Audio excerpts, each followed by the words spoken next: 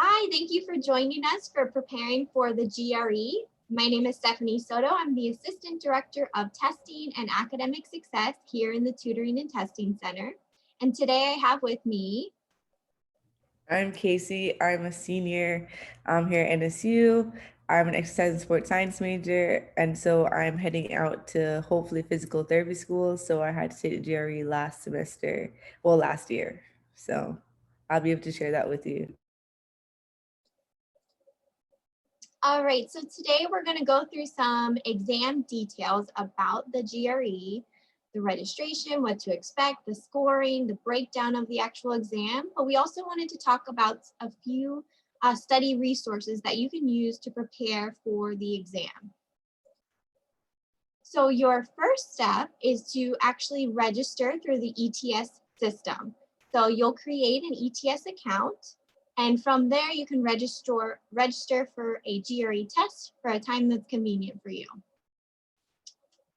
The GRE right now is $205. So that's something to consider. Most students take the exam more than once. So when you're budgeting for the exam, you want to budget at least $410 for this test. If you decide to reschedule your dates, or if you're taking it into a testing center and need to reschedule the testing location, there's always additional fees with that. So you want to make sure you have a clear idea of where you're registering and what time you're registering. Make sure it's the best time for you.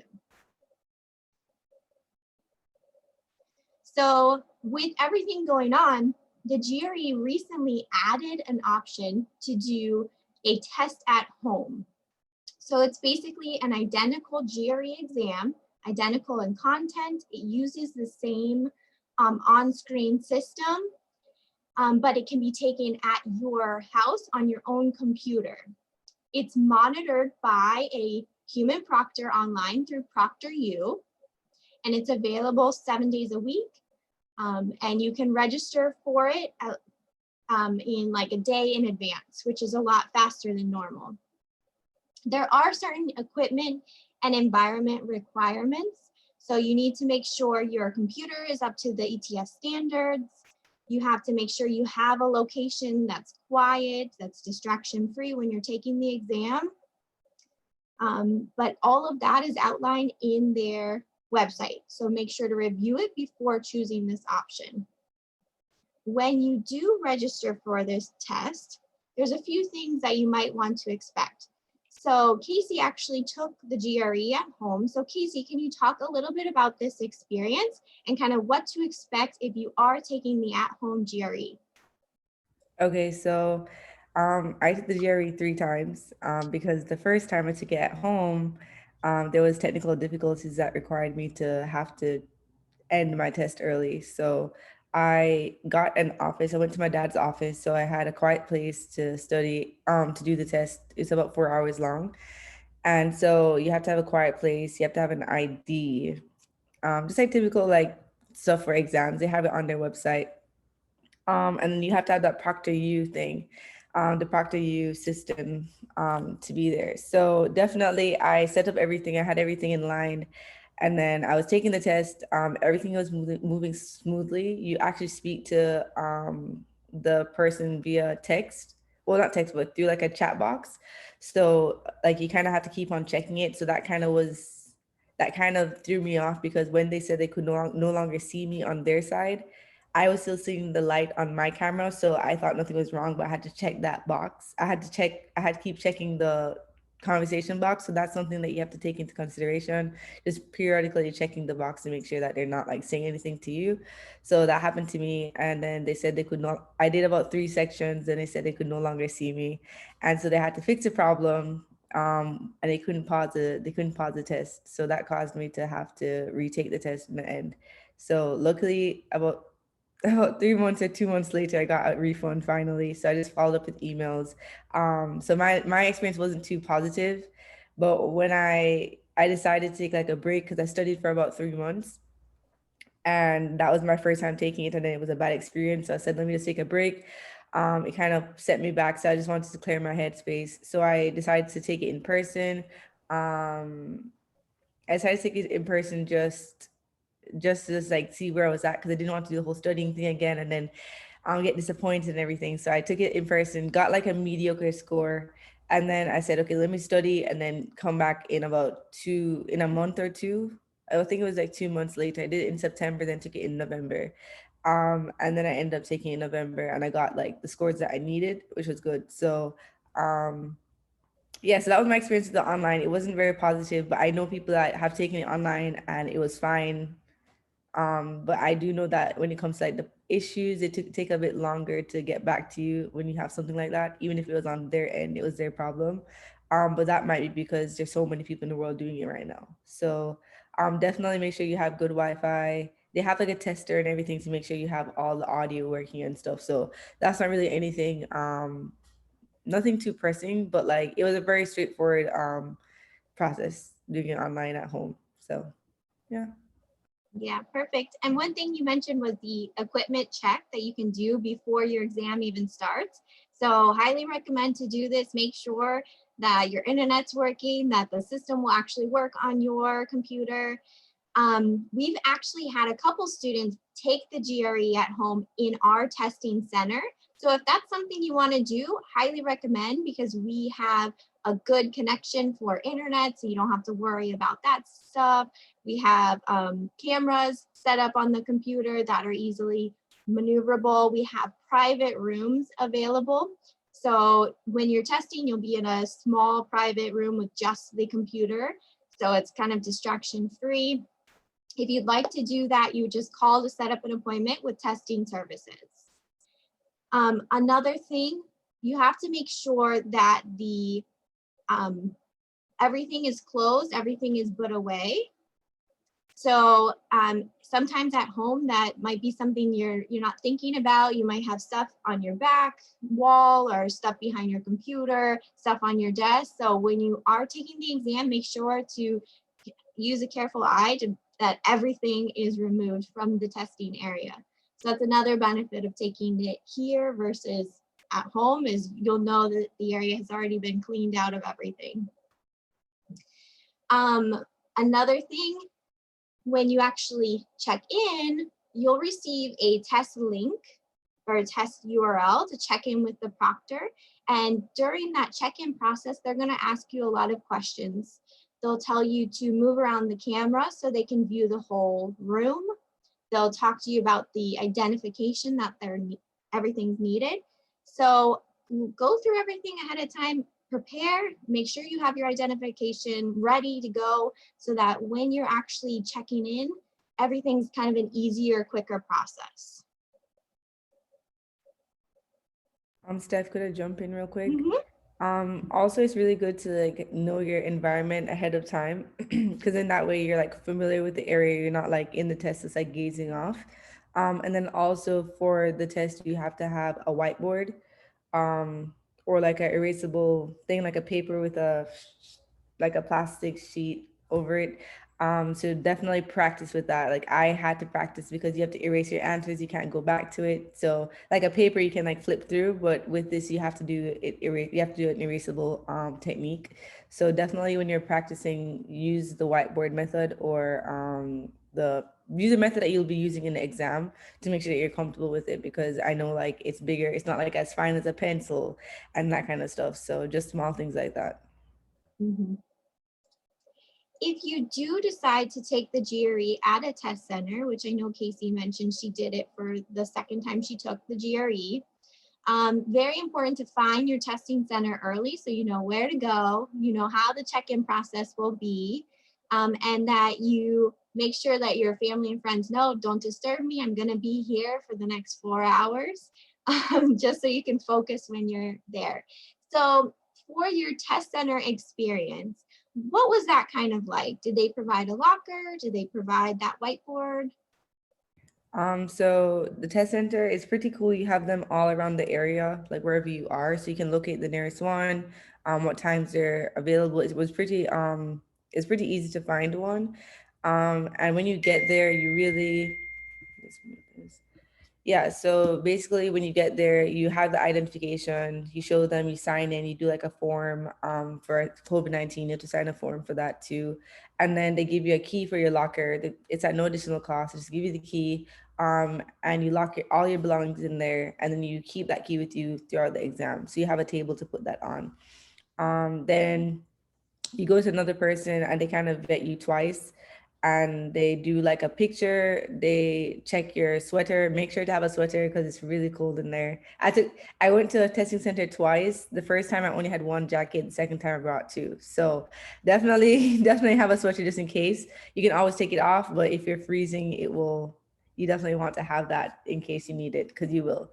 So yeah, so they check your sweater to make sure you're not having any notes or anything in there. So you do like a sweep around you, you take a picture, you sign another document or two, then they give you like a booklet that you can use to write on for the entire period. So that was like the process. They brought you into a room where you have all the students taking it with you, but you're in your own cubicle. So you're not blocked by anything. Like you're focusing on yourself. So that's something that's nice. And then they give you like these headphones, humongous headphones that you can put on. I never put it on just as soon as I get there because I don't want to get familiar with sounds and then put it on and then still hear them because you're aware of them. So as soon as I got there, I just put them on. My ears were sore after, but like I got to finish the test, so that's fine. But that's how it worked for me. That was the process. And then when you're done, if you need any more paper, just raise your hand. They'll let you know. They're like on a different, like they're in a different room, but they can see inside. Everybody's taking the test. So just raise your hand and they'll like come to you to help you with anything. And you have like 2 breaks. I can't remember. That was like a few months ago. But you have like a few breaks. I don't normally take breaks, even in my practice test, my practice testing. I would just go straight through, but that's just me. So that's how it was. That was the process when I got there.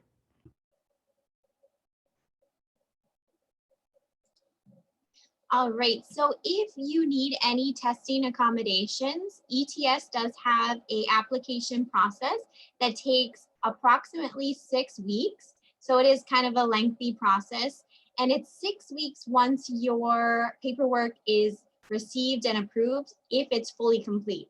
So if you need to send additional paperwork, it will take an additional 6 weeks. So if you need any testing accommodation, start the process now so you can be ready to go when you need to take the exam. All right, so we'll jump right into the test content.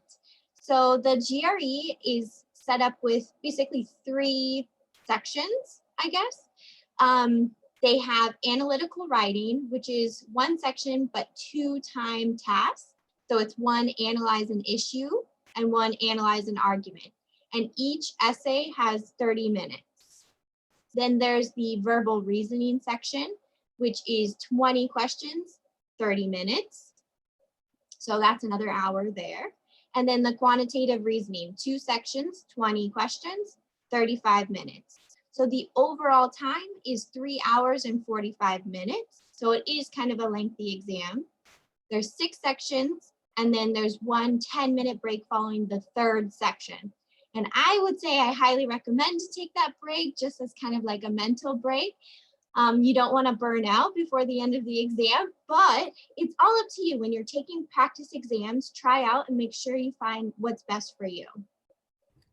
Just jumping in stuff, and to add, you have an experimental section, so it's actually longer than just that. So factor in that.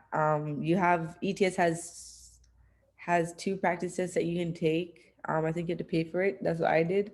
And then also if you go for like the free like Princeton and stuff, they have like a diagnostic that you can do practice that whole thing. But yeah, definitely you have more because you have a randomized verbal or quantitative. You're not sure which one you're gonna get. So definitely like that one's a bit harder than the rest of them. So you can sometimes tell, but then you don't want to act like this one is like, oh, this one's harder, so it has to be the case that this one is the experimental, but you have to do all of them the same effort. So even though you have two writings, 2 verbals and 2 quantitatives, you still have 1 of verbal or quantitative after that. So, and it's all randomized. Yeah, so you won't know which section is the experimental, so you want to perform your best on each and every one. Very key. So jumping into the analytical writing section, Casey, how did you prepare for this section? Okay, so I got the ETS book. So I got the general, it's like GRE General test. It's like the official guide. And so I'm actually looking at it right now. So I got that and I read through the examples. So they have like prompts of each issue or argument. And then they had like a score 1 through 6 response. And so you could see the differences, which is pretty cool. And then they gave you online and in the book, you can actually type in all the types of questions that they could give. It's like a pool. I'm not sure if they pick from that same pool, but like I think they do. But it's like a lot of them. So you really, the more you practice, the more likely you are to be prepared for what might come. So I did that the first time around studying for the GRE. And then I would practice like with the prompts, just trying to make sure that, I'm hitting all the points. And then I actually, the second time around when I was tired, I started watching YouTube videos. So I would watch is Greg Matz, Gregmat, I think. I can double check. But I started watching him and I'd watch him do questions. And then that was something that really helped me. So he would like, if I was too tired to write it myself, I would go through his thought process saying, okay, make sure you hit 1, 2, 3 points and then expound on each. Like it was very helpful to me, especially when you're not in the mood to write. It was still effective because I was still learning. So I would just watch YouTube videos and see them like doing math questions or writing questions. And that seemed to help me. So that's what I did. Mhm. So there are two different analytical writing sections, basically, or prompts. One is analyze an issue and one is analyze an argument. So Casey, what's the biggest difference between these? I'm trying to remember now. So with the argument, they give you, okay, so in both cases, they give you like a flawed message, they give you like a question that's very not controversial, but like you have room to speak on it. So don't worry about like not being able to find an argument or find an issue. It will have issues. So the issue could be like, okay, I can't even remember like a type of issue. With the argument, they'll pose an argument saying somebody in a news reporter said this about this company, and they'll like ask you like where like what strengthened their argument, what weakened their argument, and like you have to pin through and like pull out stuff from the sentence or from the paragraph to say like, okay, they said this and then this weakened their point, and if they said it this way, it's like critical thinking kind of. And then for the issue, I can't remember exactly how the issue is, but like their reasons and examples support your view. Yeah, so basically you just have to like, it's like saying your opinion but being very strategic with how you're answering. It's not like a personal, like yes it's personal, but you have to be using the evidence from the actual piece. So in both cases they're kind of similar, but you attack them differently because of what they're giving you. So that's where you have like a good source of watching the videos, because you can see how professionals actually attack these questions, and then they give you the necessary tools for you to follow. Because it's just like step 1, step 2, step 3. They tell you what to look for, find those 3 points, build those paragraphs, and then add an introduction and conclusion, and then you have a full paper right there. So that's how I went about it. And I mean, it's nothing too hard. And just because you're a bio major, that doesn't help. It's very general. So you don't need to have history points. Yes, it's good to have like supportive evidence, like to say like, oh, they're saying that maybe technology is making us lazier. That could be an issue task. And then you have to now say why it's not. If you believe it's not, or if you agree, you have to prove why that's the case, So that's how they do it. Mhm. And you'll notice within the analyze an issue that it says it wants you to provide examples. So when you're trying to think of examples, it's good to kind of do that research ahead of time. Find what's going on in the news. Think about maybe popular literary novels, and then see how you can tie them back in when you're doing these sample prompts. So it's just another way that you can kind of have like hard evidence when you are picking a side, basically.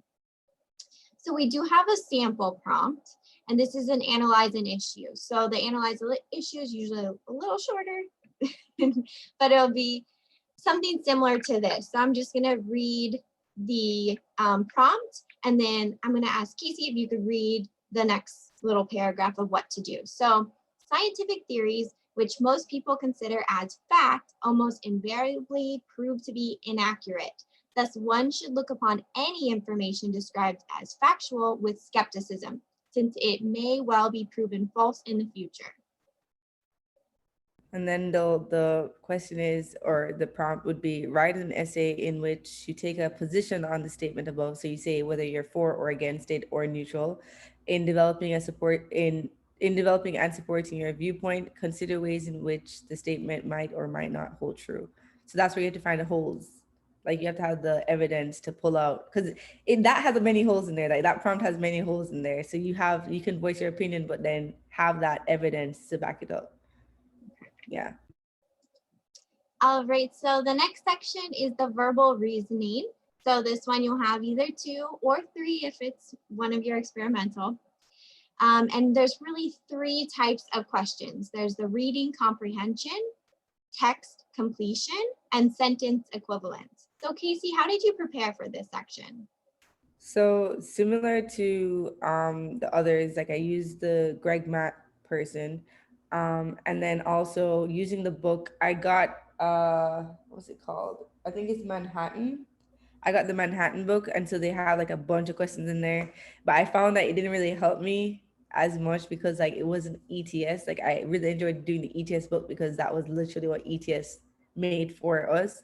So I would go through the ETS questions, and I would go through ETS questions and just answer, like just go through, check the answers in the end and all that stuff. And I forgot to mention one resource that I used a lot.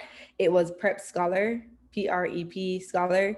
And I was on the fence about spending like $300 or $200 on Magoosh and print and review and all that stuff, because at the end of the day, it's about how much time you put in. Because you can get the Magoosh app and everything and then not put in the time, and you don't gain the benefits from it. So last year I was doing an internship and stuff, so I didn't want to commit that much money and then not be able to commit the time. So I got Prep Scholar, and that was like $39, like $49. And I found it very effective. It kept me on a schedule. Like they give you like a week, and then you have to set down the time that you want to do it. Yes, that you can change the time if you want to, but it's really nice to have that kind of goal setting. And then they track how many hours you're studying. They give you questions for verbal and math, and the quantitative, sorry. And so I did that a lot with the questioning. So I would do the questions there. They do a quiz right after their learning sessions where they teach you everything. They have videos there. So that's what I did majority of my first time around studying for the GRE.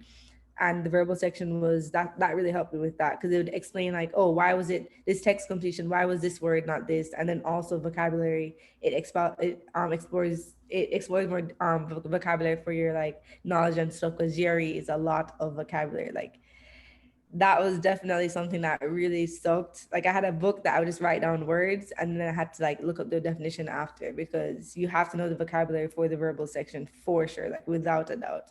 But that's what I prepared for the verbal section. Prep Scholar was very helpful. And you can see the sample question, it's simply a vocab question. So a lot of people do flashcards to try to learn all the vocab, and sometimes learning like some Latin roots might help, but really just practice and really like start looking up those words and actually play around either with flashcards or with an app or with Quizlet, creating your own. So this is a sample question. So known for their devotion to their masters, dogs were often used as symbols of what in medieval and Renaissance paintings? And they're simply looking for a definition. So fidelity is faithfulness. So you see it makes sense in the sentence. So you just kind of have to know the definition. And that's like that. I think that's the trickiest part about the verbal, is that if you don't know the word, it's kind of tricky. But one thing that's good about the GRE compared to the SAT, they deduct marks if you lose points, like if you get something wrong, while GRE they don't. But another thing that they're tricky about is that you can have multiple answers for math and verbal. So say this one was there, you could have synonyms, you could have not antonyms, you could have synonyms, and so you have to find fidelity, and you have to find another word that is similar to fidelity, or they might have a trick and put one that's similar, but it wouldn't fit in the case. Yeah, so definitely look out for that. Vocab is very important for sure. Like. And the next section is your math or quantitative reasoning. So it will be testing arithmetic, algebra, geometry, and data analysis. So for this section, Casey, what was the best piece of advice to prepare for this section?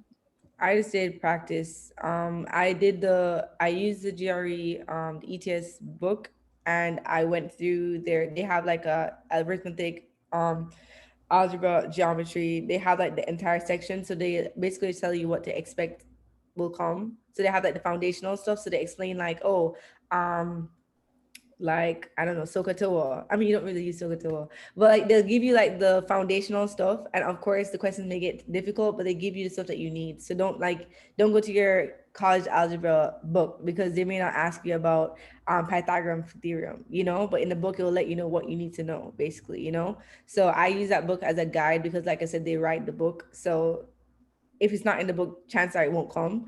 So that was pretty cool. So I did that, and then I just did Prep Scholar for the examples, and then I would do practice test, and then the questions in the ETS guide. So that's what I did, and the Manhattan, but I stopped using that after a while. So. Mhm. So the same that Casey mentioned with the English section, there can be multiple correct answers for the math as well. So for this sample question, there's actually 2 correct answers. So this is probably a simple algebra question. So if 0 is less than x and x is less than 1, which of the following must be true? So you're basically going through, hopefully you're plugging in a sample number so that you can test out each of the options and finding which 1, 2, or 3 might be correct. So in this case, it's 2 correct answers. And you can see if I plugged in a sample that you'd see both of those formulas work. And Steph, also what I found effective with this is that when you're in the time, when you have the time restraint, you get nervous with these like simple questions. So when you said plug in an answer, definitely that would be the fastest route. Like, you know, when you see the time, you're like, oh my gosh, freaking out, you know? So that's where I found that watching the videos of Greg actually doing the questions, like that really helped because you saw how he was tackling it and making it so much simpler than it seemed, you know? So I feel like that really helped by like not seeing it as like they're trying to trick you, but like not everything's a trick, you know? So like simplifying the stuff, because like I would have seen this question and freaked out first off, you know, if I had like 1 minute per question, you know? But then when you really think about it, you're like, okay, plug in a number, the answer will come sooner or later. So definitely the videos helped with like answering the math questions. Mm-hmm. Yeah, also when you're seeing that there might be more than one correct answer, that's also going to probably make you a little more nervous and a little more stressed about the time. So practice. That's the only way that you'll kind of get up your test endurance and you'll get up your pace for the exam. Practice, practice. And all of them can be right too. That's another thing too. Oh yeah. One could be it. Yeah, you really don't know. So definitely practice is the only way. Mm-hmm. Yeah, you can't just go towards one, plug it in, say this works, and then go to the next question. You have to look at each and every answer. So it is a timing game. All right, so for the scoring, you'll actually receive a section score for each of the sections. So the verbal, it ranges between 130 to 170 in 1-point increments. Same with the math, 130 to 170. And then for the analytical writing, it's 0 to 6 for your essay. So for the schools that you're interested in their graduate program, make sure that you have an idea of what they want for each section. Sometimes they'll have an overall that they're looking for. Sometimes they will do like super score, sometimes they won't. So just make sure you look through all of the admissions requirements to see that you're meeting that. When you do practice exams, you're getting within that range or higher. Because test day, you're going to have some anxiety, so you might score a little less than what you do on a practice exam. And you could score more actually. Yeah. Yeah, no, for sure. Like definitely I wouldn't depend on the practice test because sometimes because it's a standardized test, one day when you're taking the practice test, it could be stuff that you studied. So it was like perfect, it worked out. But then on the day or on the practice test, it could have been stuff that you were referring to. So you had to go over and review a lot. But then on the test day, you got lucky and all the questions that came, you already knew. So like you can get best of both worlds. You really don't know. So that's why you have to prepare either way. And then also some schools have waived the GRE. I applied this past semester and some of them waived their rights to it. Some schools I still sent it because I was okay with my grade. So if you want, definitely consider that or speak to the admission counselor to see if you should submit it or not. But definitely look out if you're not too good at test taking, you're not proud of your score, find out if they're requiring it. Mhm. Your scores are valid for up to 5 years after you complete the exam. So it's just something to think about if you are planning to do like a master's and a doctoral program. It's only valid for a certain amount of time. 5 years seems like a long time, but when you're in graduate programs, that time gets eaten up quickly, and you want to make sure sometimes the admissions will require even less than 5 years. So look at that information early. When you do send your scores out, you can select the score or which institutions will receive your test scores. And when at the end of the exam, you're actually able to do both your recent test administration or from all the GREs that you took. So it's just something to think about when you have your, maybe if you're on your third attempt or second attempt, you can say, well, that first one I didn't like, maybe I'll just send this one because I feel good about this one. And And then, yeah. And also to add about that too, after the test, you do have that option, but sometimes like I studied the codes ahead of time because each school has a code. And so I studied them ahead of time because you can't bring anything in with you to the exam. But then I had a problem. I couldn't find the schools that I wanted to, so I didn't get that free because you can send 4 free, I think, right? Like after your exam, you can send it free of cost. But then I couldn't find it in my pool, and it said if you can't find it, you just have to send it yourself. So you have to pay the $27, which kind of sucked, but that's something to prepare for. Like even if you have the code, you may not be able to find it in the end. So Mhm. And then your official scores come out about 2 weeks after your exam. That's accurate, Casey? yes, under the same grade, the only thing that you really changes or you find out is the AW. That's the only thing that you find out. The verbal and the quantitative stay the same since that's all multiple choice, so they can easily accumulate that grade. Mhm. And the same day that you receive your official scores, the whoever else is receiving your score reports or whatever institution or graduate programs that you applied for, they will also receive those official score results those days. So if you are retaking the exam, there is a waiting period that you have to do. So they require a waiting period of 21 days. And then you can't take the exam more than 5 times within a year. So just something to think about, especially if you have a deadline where you need to take it by, you want to make sure you have enough time to have a waiting period between each exam. All right, so the ETS actually offers a diagnostic service. So Casey, did you do this? Yes, I did that. And I paid for, I think, another one, like a practice one. Yeah. Because I was all for ETS because they're the one that writes it. So I was like, okay, fine. Take my money, I guess. But yeah, I did do that. And it was pretty helpful to see where I was. I did a free, I think I did like Princeton Review or Magoosh, their own, which wasn't like the full sitting. But then that wasn't as effective because it wasn't the same format. It was kind of different. So like definitely when I took this one compared to that one, I felt like I was actually doing the test. So I would do it from like 1 a.m. to like 4 or something when everybody was sleeping in my house. So I had the same like quiet setting because I don't want to ask my parents to say, hey, be quiet for 4 hours, you know? So I would just do it late at night and then just dedicate that time and then I think they have a self-paced one where you can do it at your own pace, but I didn't want to do it like that because I wanted to get used to the time. So yeah, it was very helpful, I found. And then they let you know like what you did in each section too. So that was pretty cool. All right, so studying for the exam. So number one, make sure that you find your best time. So what's the time where you're most focused, where you'll be able to actually focus for 4 hours, take the exam, especially if you're doing a practice exam. Casey mentioned she did it late at night because she knew that would be the time that's distraction free. So make sure that you set time apart in your weekly schedule. That's the best time for you to really focus and only on GRE, not on everything else. When you're studying, make sure to switch up between the subjects. So don't just study the math section for 2 months and then forget all about the verbal. So make sure that you're switching between everything, you're keeping fresh on everything, you're doing practice prompts and everything. That's very important, Steph. Definitely do that. Don't say, oh, I'm good at this, I'm going to stick to this. No, don't neglect it. That's why I like Prep Scholar, because they had like that structured schedule per week. So I was able to like, even if I didn't want to do something, I had to do it because I'd feel bad if it rolled over to the next week. So that was something that I really liked about that kind of organization. And then also it was cool is that if you don't do well twice in the same area, they'll actually put it on pause and then move on to something else.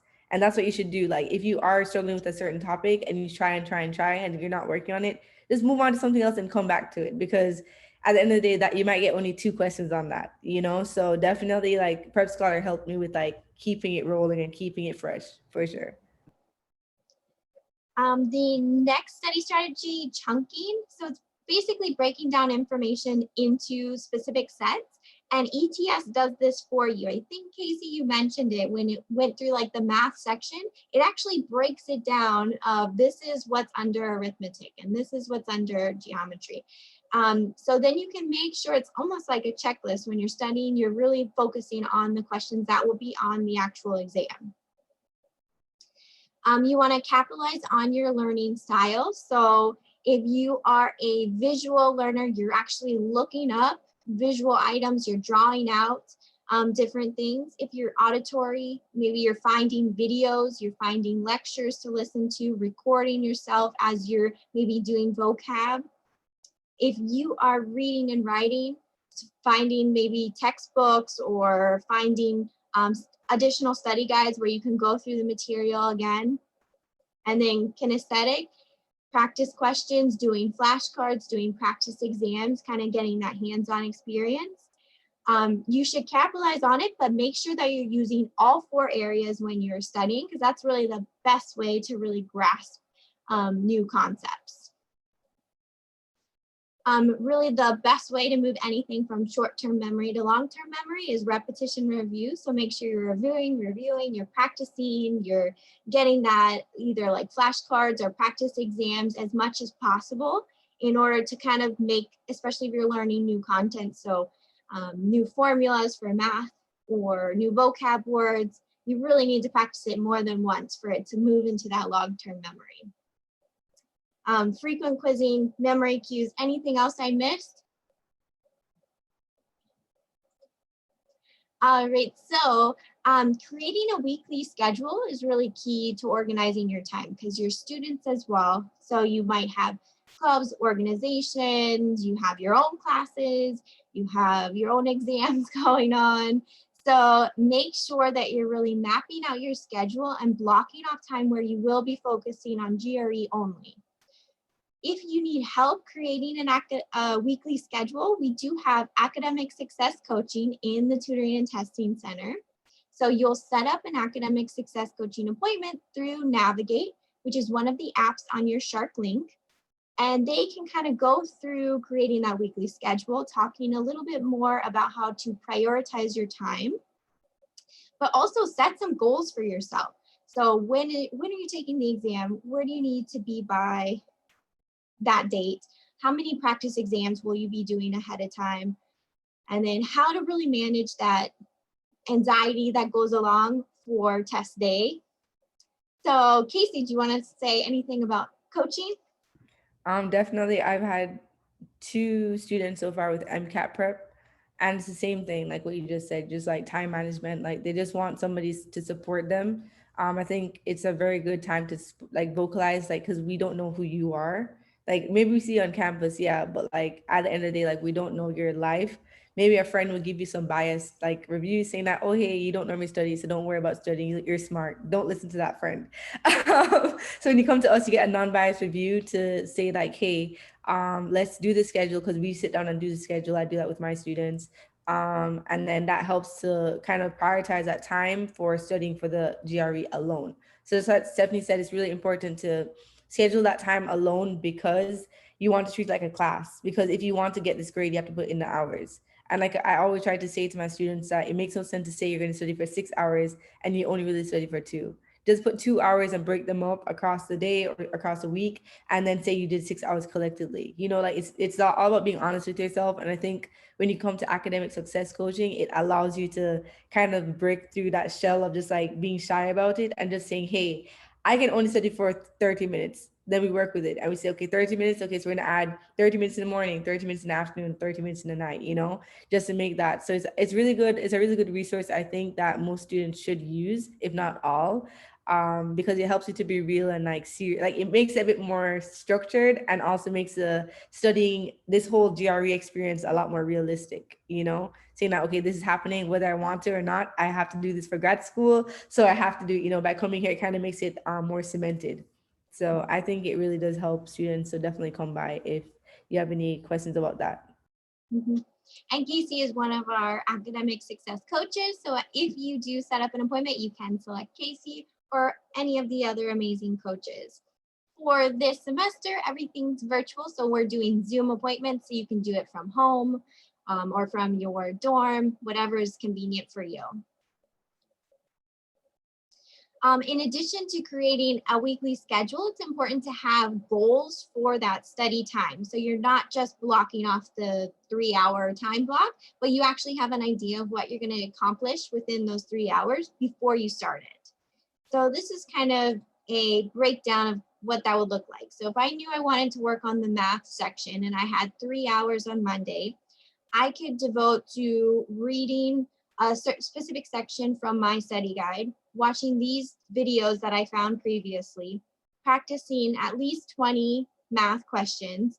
But then I'm also going to prepare, because I have time tomorrow, but I need to prepare what I'm going to do tomorrow today. So just kind of coming up with those goals for yourself, it's really the best way that you make sure that you're not wasting your time when you are blocking it off. And also to add, when you're doing the practice questions, try to do some with the time restraint, because you can spend 5 minutes on each question, but on the actual test day, like, I mean, obviously when you're just starting, do it, like take your time, go through it, give yourself the adequate time, but don't overextend the time, because you want to kind of see how you're like, you can kind of like test your skills by how fast you can do it. So set like a 1-minute timer, or give yourself, what I would do, I'd give myself like 15 minutes to finish like 13 questions, for instance, and then that way it kind of puts that pressure on you to kind of do what you do in the test, but in a smaller chunk. So definitely try and do the timed work. And if you struggle with something, obviously spend a lot more time on that. But when you're trying to do simple questions, like don't say, oh, it's easy, let me just go through it quickly, or double check. Like just do it as you would do, and then double check after you're done with that 15 minutes. There are a lot of really great free study resources out there. So ETS does have the Power Prep practice tests. So I think there's 3 different tests that you can download onto your computer. We actually have it downloaded already on our computers. So if you wanted to take it in a more like a testing environment, a proctor location, we have it in our lab. So we might even have other tests going on. So you get that full experience of how is it going to be on test day. We provide the headphones or earplugs. It's in a cubicle, so it's very similar to what the testing experience will be like, as well as we provide you with the locker and all of that stuff. So you kind of get the full experience. So I do recommend to at least take one of those 3 with us in the testing center. The Alvin Sherman Library has some really great resources for the GRE, so you want to make sure you check those out, as well as Khan Academy. Khan Academy actually worked with ETS to pick out specific videos that directly relate to the content in the GRE. So for like the math section, you'll see, oh, they're going to ask questions of this area, but the Khan Academy videos will go along with practice questions as well as a video. So really great resource. It's on the ETS website, but it's also within Khan Academy. So you can go to either website to find it. I think that's really important, Steph. That like that I feel like that's the reason why I kind of gravitated to stuff that were ETS driven, because when that's the reason I stopped using my Manhattan book, because like it was so much information, and like they were doing it because they don't have the direct source to ETS. So this is all just like pulling out of the air, or just like somebody who said, okay, these are kind of close, so that let's just do this. Some of them are way harder than ETS will ever ask. So I feel like that's the reason why I was kind of more streamlined on ETS, or like Khan Academy. I did watch some videos from them, or did some questions from them, because it really did help like stay on track. Because when you have it's 5 pounds, yeah, 5 pound book from Manhattan, it's intimidating because you're like, oh, I have to finish all of this, but you can finish it and still not feel confident, you know? So that's the reason why I stopped using it. But some people do it and they enjoy it. So it really just depends on who you are and how you learn. Mhm. And also other testing companies offer free online practice exams. So especially if you're doing your initial diagnostic exam, this might be the best resources to look for because they're free. And they're not going to have the exact same testing format of like what the computer looks like, but they'll have similar questions. We have a lending library in the Tutoring and Testing Center where you could check out one of these study guides for up to 2 weeks at a time. We actually have more books coming in. So some of these are the 2020. So we have a couple 2021 coming in soon.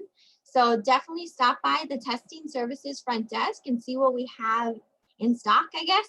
And you can check it out for up to 2 weeks, especially if you're using maybe the Manhattan Prep. You could let's try the Princeton Review one, or let's try the Apex just for additional practice questions. Because the more you practice, the more prepared you'd be. So. And also, Steph, I guess saw the secret on that book, and I'm like, I think that's like another tweak to these books, is that they give you tips on like how to attack questions. And I think that that's the best thing about like GRE, because it's a standardized test. So like I think the tips and like going online, researching tips and like the most used vocabulary words on Magoosh, like all those things, like using those resources for like the general stuff, like general testing, I really think it does help for sure. Mm-hmm. And then really the key to preparing is taking a practice exam. So we mentioned doing a diagnostic exam, but as you get closer to the exam day, you should be taking at least one practice exam a week leading up to the few weeks prior. So it's really the best way to kind of understand what the questions are going to look like, what you're going to really be tested on. So the more that you do, the more prepared you'll be. Don't overwhelm yourself early on. Just maybe take one or two in the beginning, but as you get closer, you should be able to do that, not only to just learn the exam, but also to build up your tolerance or your endurance, because it is a 4-hour exam. It's an exhausting day. So you want to make sure you'll be able to handle that. So when you are taking the GRE, make sure that you're not rushing through the question stems. You're really looking to what are these questions actually asking? You're answering each and every question. So you don't, as Casey mentioned, you don't get like marked negative when you answer something incorrectly. So try and guess, at least give it your best attempt, even on questions you're not sure about. So for some of the questions, there'll be check all that apply. There'll be maybe a couple answers. So make sure you're actually reading through all the answers. Make sure it goes back to the question and it fits in the best way. Tackle the questions in the order that you want. So Casey, there is an option to mark the question and come back later, correct? Yes, there is. I didn't really do it because I didn't trust myself to like remember to go back, because it's like you have to like click out. It's like some weird thing, but you can do that if you really don't know what you want to do. And we used it on Canvas too. I think on Canvas when we're taking tests, you can do it too. Mm-hmm. So when you're doing one of those Power Prep ETS practice exams, it's the same system of how to mark a question and come back later. So try it out beforehand, because yeah, it is kind of nerve-wracking if you haven't done it. You maybe don't want to try it out on test day. Do it ahead of time, make sure that you know how to do it. But basically, if something's taking you too long, give a guess, mark it, and then come back later when you have more time, because time will go by very, very quickly, especially if you're in a 30-minute section. and you know you have 20 some questions, it's gonna go by very quick. And then the best way, if you don't know, using the process of elimination. And then also when when you take the practice test, you kind of know which ones you struggle with the most. So like the last 4 questions are normally like data analysis, so to give you pie charts, and it's like long questions. So I always try to like prioritize everything else before that to make sure that I am strong in those, because whenever it comes to reading, I take a longer time to process. So I know those are my weakest points. So I would practice, but like if I got to that point where I knew I had 4 more questions left, I knew it was those. And so I just guessed those if I had to, and then I would focus on the other 15 or 16. So you kind of have to be real with yourself. Like don't dedicate the time to those long questions if you can answer short questions correctly. Right, and as you're getting closer to the exam, make sure that you are still doing self-care so that you're still eating well-balanced meals. You are getting enough sleep. Sleep is so important for memory and retention. So make sure you get between 7 to 9 hours of sleep leading up to the exam. Make sure that you're taking breaks for yourself, that you're not just exam 24/7, especially that last week, you're going to probably feel a little overwhelmed. So make sure that you're doing something fun, you're getting out of your head, you're still enjoying what's going on in life, and not just GRE only. It was in the last week that I started watching more videos, because then it was like you're still learning, but it's like a lot more simmered down, so relaxing. So that's what I did. I studied with books, and then in the last week or so, I just watched videos. Mm-hmm. And then your mindset and your attitude towards the exam really makes a difference. So make sure that you have a positive mindset and positive thinking, self-talk. So instead of saying maybe like, I'm not going to get any better at this, say, I'll give it another try later. Like, I'm not going to give up. I'm going to try this again later. Or